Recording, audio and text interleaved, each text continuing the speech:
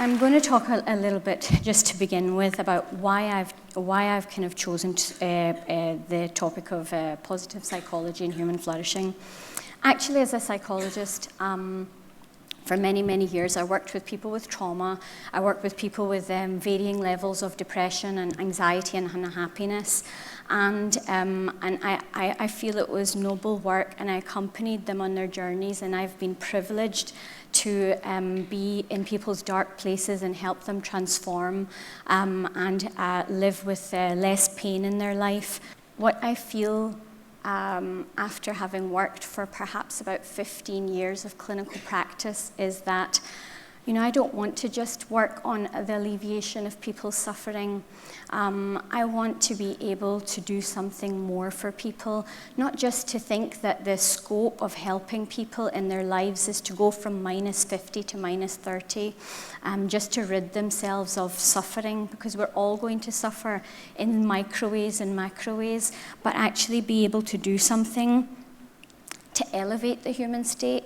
Not for those people who are just clinically unwell, but actually for all of us, for the people who are just going through life events, for the people who are actually seemingly very well.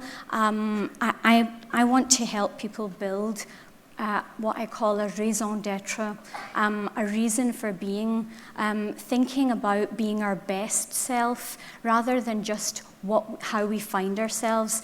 I'm a great believer in an examined life, living with intention, and hence I love positive psychology because it's about human flourishing, which is, the beautiful definition is to grow vigorously.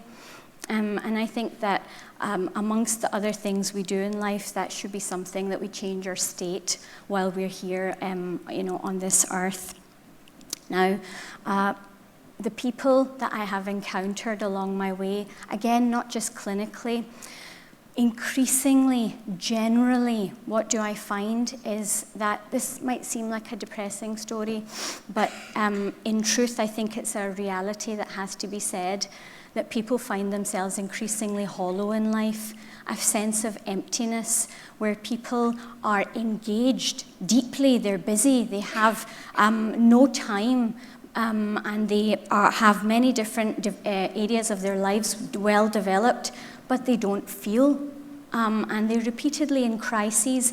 I see kids who are in crises now, teens, young people. I see people in their mid-20s coming with quarter-life crises, midlife crises, end-of-life crises. Why? Because they're asking, what have I done? Why am I here? Is this worthwhile? I'm doing so much, but I feel so little.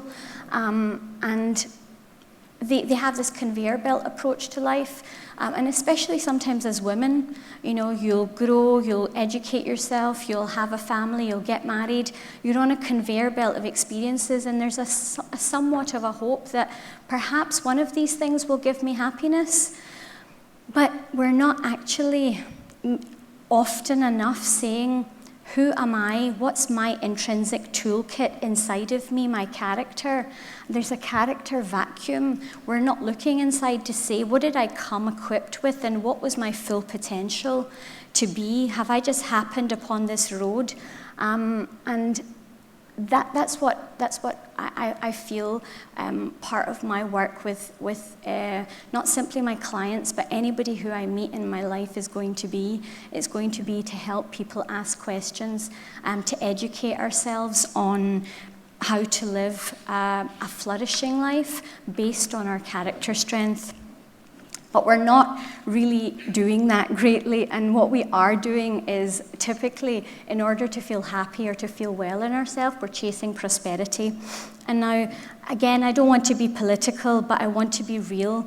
I do believe we do this tremendously. In fact, over the past, say, 50 or 100 years where we've recorded the development of nations, it's astounding, the affluence paradox, that actually, although most countries are wealthier, healthier, and they have more human rights, more civil liberties, despite that, we seemingly are unhappier. There isn't a concomitant or in-keeping upsurge in our well-being. America, the land of the American dream, where people are supposed to become whatever they can or whatever they want to be, they've recorded well-being and happiness over 50 years, and there is no comparison between the amount of advancement and the amount of happiness. There's no link. And we are now globally 10 times more depressed than we were 50 years ago, despite our material advancement. And yet most of us are still chasing money and things and acquiring things, but they don't equal happiness. Robert Brooks, who wrote Gross National Happiness, a book, he actually tells us that what really matters isn't money or just cheerful mood. What matters is your sense of earned success, that what I have in my life, however little or however much, I earned it, that the belief that I created value in my life or in someone else's life. And I think that essentially we have to kind of turn the page from simply what we do in the external part of our life and think about the compass being from within. So hence, I talk about one of the loves of my life, which is positive psychology. I feel I know Martin Seligman, yet he doesn't even know that I'm a speck on the planet. But, you know, I think about him often. He's a professor of psychology at Pennsylvania University, and he's really dedicated 50 years of his life to psychology. But he also, about 10 or 15 years ago, transformed from just being a psychotherapist, alleviating suffering and studying suffering, to thinking about the scientific study of what makes life most worth living, the study of our strengths and virtues and how they make individuals and communities thrive. What are the best things in life and how can we get them?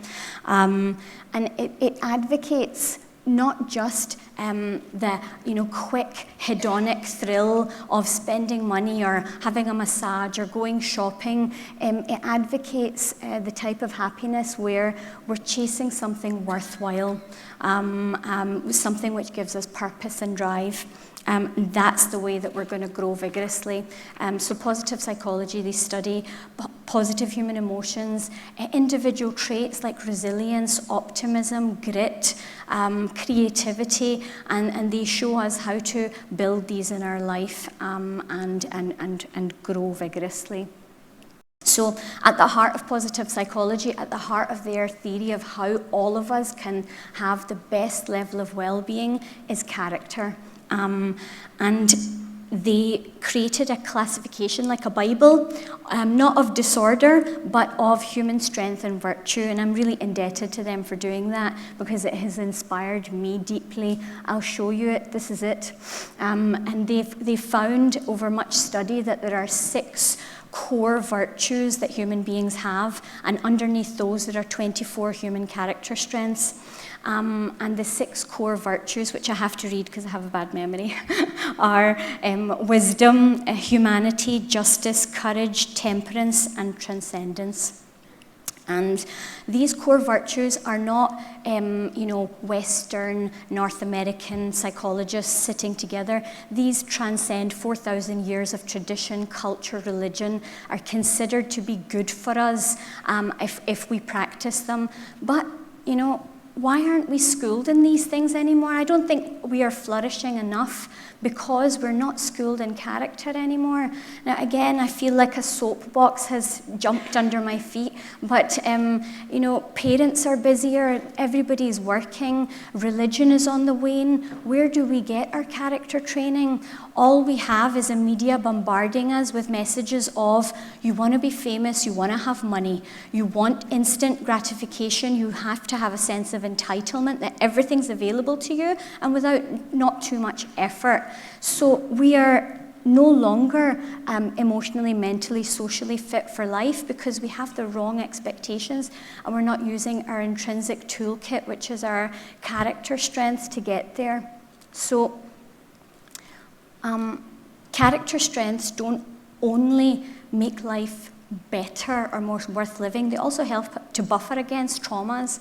And I'm very briefly going to say that the character strengths that are indicated in the top there, if people have gone through any of the 15 worst traumas, which have already been alluded to by previous speakers: war, child death, spousal death, bereavement, rape. If you go through those things, but you have these character strengths, not only will you survive, but you will develop growth and well-being after. And even people with more traumas than less traumas, they have more growth dependent upon having these character strengths. So are we developing these character strengths within us to make us fit for life? That's my question. So I love this website also. I love many things, actually. I think I'm quite excited about lots of things. My husband finds this quite tedious because, he knows that if I've had too much coffee at the end of the night, I will suddenly spring up and want to talk about something that I'm rather excited about. So I'm not allowed caffeine, actually. But it's not in my house, and everybody knows this. It's rather embarrassing, but never mind. So this is a wonderful website, AuthenticHappiness.org. It's free because Martin Seligman and the co-founders of Positive Psychology believe make things free that make people happier. Go to this website. I implore and absolutely encourage each one of you to do the Values and Action Signature Strength Test. Now, it sounds very wordy, but it's great. It will give you this top 5 list of your character strengths, which will undoubtedly make your life better. And I'm saying that as a crystal clear guarantee. If you know what your strengths are, you use them. If you don't know, you're in the dark. I think that this, for me, is our road to flourishing starts with identification, with having knowledge. Now, I'm going to do a whistle-stop tour of what well-being theory, the theory of flourishing, tells us are the building blocks of feeling good in your life, of flourishing. Each one I will describe. In well-being theory, it says all free people who are not coerced will choose 5 elements very similarly in order to live their best life. These being positive emotion, engagement, relationships, meaning and accomplishment. And what I'll do is describe them and talk about how we can build them into our lives. Now, the traditional route to happiness or well-being is typically that people think, let's be more positive, let's feel better, let's have lots of positive emotions, and that's typically what we pursue. And it's called the pleasant life. However, actually there's a limitation to how much pleasantness we can feel. 50% of our ability is determined by genetics and personality. Only 40% is in our hands. That 40% is the part we can influence by activities and by relationships. 10% is derived from your income or your environment. So I would say that don't live at the bottom level of your ability to be positive. Live near the top. Do that by even just engaging in simple experiences, going for a walk, looking at colors, being excited about websites, whatever it may be. Savor it. Be mindful. Be present in whatever experiences you attempt to have positive emotion.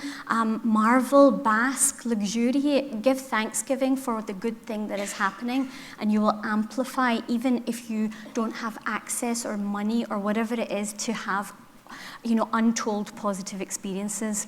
But there's a warning though with this part of being happy. Positive emotions is a hedonic treadmill, they call it. So if I won the lottery, the research tells us that for 3 months, I'd be giddy. I'd be delirious with happiness. I'd be, buying a F1 car and putting it in my living room and just looking at it, because I don't drive very well, and that would be a danger to the public. But, so I'd put it there and I'd look at it. But you know what? Within 3 months, even looking at that most beloved, thing, my positive emotion would fade back to the level before I won the lottery, because we habituate, and it's something that we've got to be careful of, not to put all the eggs in the basket of happiness on just having positive emotion in your life. Now, building positive emotion, according to the positive psychologists, they say that do things which are based in your character to derive positive emotion, and it will be much more long-lasting. The gratitude visit is a beautiful example. I'm going to describe ways in which positive psychology, they've researched them, and what they've come up with is that the gratitude visit, the 3 blessings exercise, the Losada ratio, if you observe it, you will have more well-being by 6 months, by 1 week in fact, by 1 month, by 6 months, and you'll be less depressed and anxious. Gratitude visit is whereby, we ask people to think about somebody who made a big difference in their life when they were younger, whom they didn't thank, and write a 300-word testimonial to them, saying to them what difference that made to you. Ring them up and say, I want to visit you. Go and visit them and read out that testimonial. It will change your life. It will change theirs, but the main thing is for you to have gratitude in your soul for something someone's done. Gratitude transforms us. The what went well, the 3 blessings, is simply about shifting us from our habitual place of always thinking about what goes wrong in life. How often do you think, how great was that custard tart I ate yesterday? How many times do you remember that? And how many times do you remember that you tripped over in the mall and you're mortified for days and you keep repeating it, or somebody cut you up in the traffic? We focus on what didn't go well. And the 3 blessings exercises every night, what one should do is 10 minutes before bedtime, write down what went well, 3 things. Doesn't matter their scale, and why they happened to you. And within 1 week, you will be less depressed. You'll have more well-being because you are thinking about what you're grateful about, what is good in life. You are feeling a lot more satisfied. The Losada ratio is fascinating. I love the Losada ratio. It is by Fredrickson and Losada, whereby they say that there's a correlation with the amount of positive things that you say or think and how well, say, your marriage will be, your corporation success will be, your relationship with your child will be. So if you and your partner exchange less than 5-to-1 good things to bad things, then unfortunately you guys are getting divorced. If you maintain the 5-to-1 ratio, we're good. And corporations who have a ratio of 3-to-1 good things said in their environment have predicted financial, economic success in a year. And it just is simply about mindfulness, about what it is that you are fostering in your environment. So I'm going to more quickly now speak about the other factors. Engagement. Engagement is a very important thing. As you see here, it talks about the good life. Mihaly Csikszentmihalyi, I practiced that a lot. So Mihaly, I will name him as though I know him. So Mihaly, he says that if you achieve flow, where you do something which is passionate and you're absorbed, anything in your work, in your relationships, any part of your life, and your highest strength is matched by the challenge, you will enter this place of flow where your unconscious time is passing and you don't know it. You're so engaged and lost. And they say that you don't even feel good or bad, you simply don't feel. They say that if you feel such a thing, you will have well-being in your life. And it's not just because it makes you feel positive, it's because as human beings, we need to activate our potential. And I think that if you do the signature strength test and you see your highest signature strength, what you can do is you can say, I'm going to find novel ways, I'm going to take a designated time every day, and I'm going to use my highest strength, something that I feel I have passion for, and I'm going to see it in my life. Or if you have something which is very difficult for you every day or every week, you redesign that in light of your highest strength, and you will have more well-being. Martin Seligman asked his students to do this, and one of them was a waitress. She hated waitressing. She found it demeaning and humiliating. And what happened is that she used social intelligence to redesign her experience of her work. And what she found was transformation, because she simply decided, I am going to be the best thing that happens to every customer. I'm going to be the best part of their day. And she became that, and they loved her, and she began to enjoy herself because she said the right things to the right people at the right time. She felt the light created in her and in others. And so if you use engagement, using your highest strength to meet your challenge, you can feel really wonderful. But it's about finding your calling or your passion in whichever area of your life you can. Relationships, this is so obvious, I believe, and it doesn't bear talking about for a very long time, because I think each of us knows that having relationships in your life improve well-being and will make you flourish. But I am going to say it, not just to be tedious, but I'm going to say it because this is a thing we neglect. We actually do neglect relationships. Do I have time? Am I too busy? Can I meet up with my friends? Shall I go and see my parents once a year, twice a year? Will I see my child before bedtime? We neglect these things because we don't realize that our positive states are mostly related to other human beings. Indeed, anything we do to build relationships will make us happier. Georges Vaillant says that if you have a confiding relationship, even one which is supportive in your life, you'll live longer. John Capiano says he thinks that loneliness is so disabling that people would prefer to develop a relationship over eat or sleep because it's a rock bottom need to be happier. And all we need for building relationship is small acts and consistent acts. And I think compassion, kindness, things which build connection and social capital. And these are the things that sometimes our time deprivation stops us from doing, because I think innately we are all capable of developing relationships because that's how we were designed. And they say that the best antidote to the down in your life is other people, and the most reliable high will be other people. So this is one of the fundamental building blocks to human flourishing. This is my second last building block that I'm going to talk about. This is meaning. Now, this has a risk of sounding preachy and a bit evangelical, but I want you to bear with me. This is about what the research on positive psychology tells us, that those people who have a meaningful life, who belong to and serve something higher than themselves, they have higher states of well-being, less anxiety and less depression. Because we are actually meaning-seeking beings, we aren't just pleasure-seeking no matter what media or the society tells us. We don't just want to be happy. We want to be happy because it means something and it feels worthwhile. We're attracted to virtue and serving people. We're actually hardwired for generosity.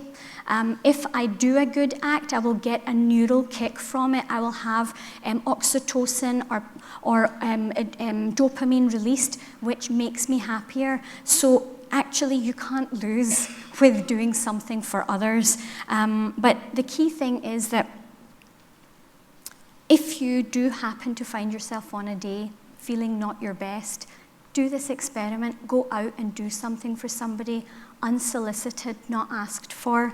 You will find you will take pleasure from it, but it will be the most reliable increase in your well-being you can ever find. You don't have to worry. You will feel more in that moment. And the way that Martin Seligman shows this is he asks his students, go out, do something fun, do something altruistic for others, come back, report back. When they do something fun, they say, yeah, it was great. I went to the cinema, I went shopping, it was wonderful. And when they do something altruistic, they say, okay, I went and I tutored somebody just for a couple of hours. And, actually, I felt different the whole day. it stayed with me. I felt more present. I felt more listened to. I felt I was with people. I felt mellower, because actually people, and the research tells us this, we derive more happiness from doing things for others than doing things for ourselves. That's how we're wired. So ask yourself what matters, how you can serve it. FGM has been talked about, the infanticide of girls, poverty. There's so many causes. Volunteer, use your highest strengths. You don't have to invent time or invent skills, but it is one of the fundamental building blocks to flourishing. Last thing I'm going to say is about accomplishment. Now, this doesn't, accomplishment, it sounds strange to say, but this actually creates deep well-being in people, because people, I think, as a whole, want to actualize to the highest level of your capacity or potential. And it's a life dedicated to accomplishment for its own sake. We see this with people like Bill Gates, Warren Buffett, John Rockefeller, Andrew Carnegie. I'm sorry I don't know any Arab equivalents, and I should, and that's really bad. But these people, simply they use their talent to keep performing, and not just, they don't do it to earn, because they give all their money away. They're not interested in the money. They're interested in them being at their highest state, because it gives them self-confidence, it gives them self-efficacy, a belief in themselves. What do we need for accomplishment? If we want to use this as one of our building blocks to flourishing, we need 3 things. And I'm going to forget one of the 3 because I'm rubbish at 3 things. I'm going to have to look up. I'm not one of those consultants that talks in 3 things. This is me. We need effort, we need self-discipline, we need grit. Effort is simply time spent on task. Self-discipline is keeping to that. Grit is high passion and high persistence. How do we get those things? Roy Baumeister says that self-discipline is the queen of all virtues, and you will get to achievement and to excellence, not because you've got great IQ or because you're fundamentally blessed. You know that Mozart didn't achieve what he did simply because he was a prodigy. He put in hundreds of hours every week, every month of his life in order to master what he did. It doesn't lie in being gifted. It lies in your application of yourself to something. They say that if you spend 60 hours a week on anything, devoting yourself, you could become world class in anything. World class, the best of your field, by dedicating 60 hours. So set big goals, small goals, family, individual, take the challenge, learn the language, do something, but not because it's good for your soul, but because it will be good for your well-being. So my take-home message is be memorable, live memorably, but do that by examining how happy you are, by reflecting on it, being accountable to the toolkit you came with, your character, developing a raison d'etre, a reason for being, identifying the strengths you have and just building on them, doing that survey, the one I asked you to do.